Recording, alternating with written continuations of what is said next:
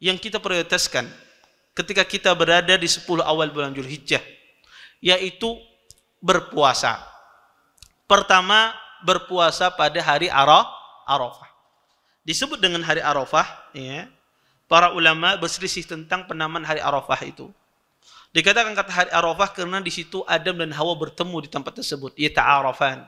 Adam dan Hawa bertemu di sana, makanya disebut dengan Arafah. Sebagian ulama mengatakan disebut dengan Arafah karena kaum muslimin saling mengenal satu sama lain. Makanya disebut dengan Arafah. Sebagian ulama menyebutkan nama Arafah karena Jibril ketika mengajarkan manasik haji kepada Nabi SAW, Jibril mengatakan, "A'rafta hadza?" Apakah engkau tahu wahai Muhammad ini? Maka dari kata itulah a'rafta itu diambil kata Arafah. Sebagian ulama mengatakan dikatakan namanya Arafah, ya, bahwasanya masyair tersebut, tempat tersebut diketahui oleh setiap orang. Orang kalau nggak dijelaskan Arafah tahu semua orang. Iya. Diketahui, dikenal oleh kaum muslimin. Ada 4 sebab kenapa dinamakan Arafah. Wallahu a'lam. Tapi itulah sebab yang dijelaskan di buku-buku fikih kenapa dinamakan Arafah tersebut. Kemudian Bapak Ibu, ikhwan dan akhwat yang dimuliakan oleh Allah Subhanahu wa taala, puasa hari Arafah ini puasa yang sangat utama, ya. Disebutkan di dalam sebuah hadis kata Nabi sallam, "Ahtasibu ayukaffir sanatal madiyah wal baqiyah." Kata Nabi sallam, puasa hari Arafah itu saya menyangka, kata Nabi, bahwasanya dia akan menghapuskan dosa-dosa yang telah lalu, tahun yang lalu dan tahun yang akan datang. Ini menunjukkan keutamaan seseorang itu puasa pada hari Arafah.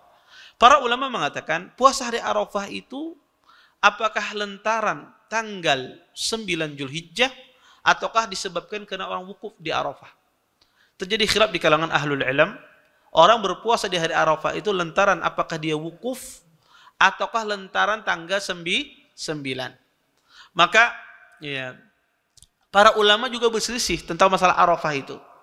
Apakah Arafah itu, ya, makanya para ulama membedakan antara Arafah dan Arafat. Ya.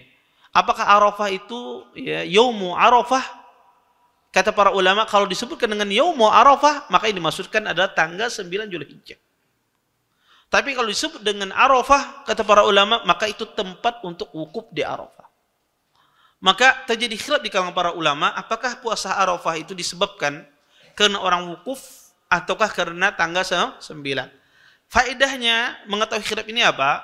Kalau terjadi perbedaan di suatu negeri, berbeda dengan negeri di Arab Saudi misalnya, di Indonesia secara khusus, secara lebih sempit lagi di Banjar. Ya, kalau terjadi perbedaan di sana, misalnya di sana lebih dahuluan puasanya atau wukufnya, dan di tempat kita terlambat berdasarkan keputusan pemerintah. Apakah kita berpuasa hari Arafahnya ikut di sana ataukah mengikuti di negara kita? Maka terjadi khilaf yang sangat panjang di kalangan para ulama. Wallahu a'lam. Pendapat yang paling kuat di antara 2 pendapat ini adalah seseorang mengikuti puasa hari Arafah di negaranya, yaitu di negaranya tanggal 9, walaupun di Arab sana sudah tanggal 10, maka dia mengikuti di negaranya. Kenapa?